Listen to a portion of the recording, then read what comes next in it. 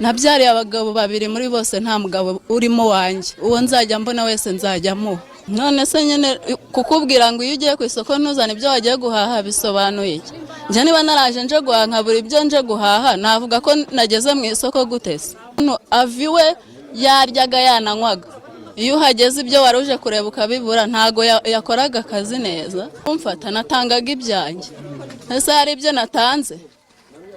Iyo ntayifite se ariyo yampaye ngo mubiki. Uwo nzajya mbona wese nzajyamo bitewe nuko umugabo wanjye atozuza inshingano zo mu rugo. Nago naje hano iwiwe kurya no kuryama gusa, kuko no mu rugo nararyaga.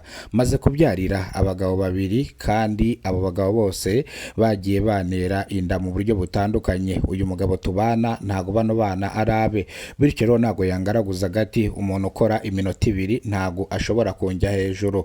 Ni mu gihe njyewe nzajya mbona wese nzajyamuha. Ibintu byahinduye isura. Umugore arakaraba mu gitondo akakubeshya yuko agiye gusura inshuti we y'umukobwa, kumba agiye kureba egisi we kugira ngo baryamane ashire agahinda cyangwa ubushyuhe yari afite bugabanuke, bitewe nuko utari gukora inshingano z'urugo neza. Ikibi cy'umugore nago yakubwira yuko inshingano utari kuzuzuza neza. Umugore arakwihorera ugakora aho ushoboye, warangiza ukigendera, aho kugira ngo akubwire yuko atanyuzwe ahubwo akajya kureba umuntu umunyura. Niho tuzatinyira igitsina gore. Igitsina gore nago gishobora kukubwira ko kibabaye ahubwo kigutura umujinya. Ibi ngibi mbivuze kubera ibyabereye mu karere ka Nyagatare mu murenge wa Karangazi, aho umugabo yafashe umugore wiwe arimo amuca inyuma. Umugore wiwe aramwerurira aramushishura, abivuga ku itangazamakuru, avuga yuko umugabo wiwe atamuhagije, avuga yuko akora iminota 2, iyo akoze ishyano akora iminota 4 nako atagize.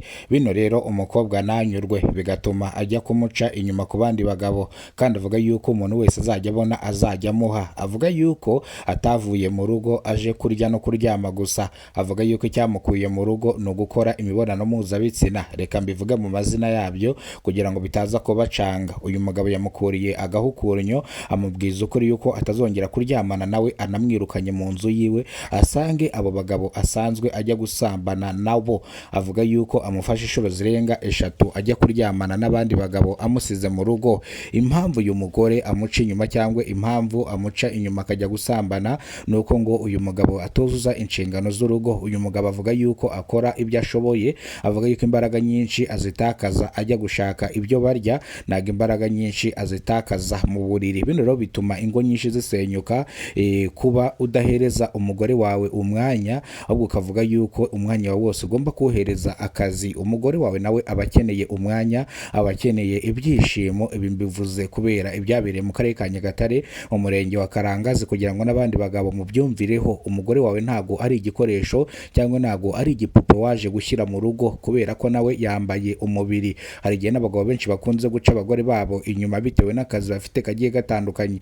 Tuvuge urukorera mu mujyi wa Kigali, umugore wawe atuye mu karere ka Nyamagabe cyangwa atuye mu karere ka Rusizi, ntago byatuma utamuca inyuma. Mu gihe wa mugore nawe ari Rusizi, ari mu gihirahiro, avuga ati umugabo azaza ryari, ntago yabura umugabo ubaye umugoyaguya ndetse arimo amukorera ibyo ashaka.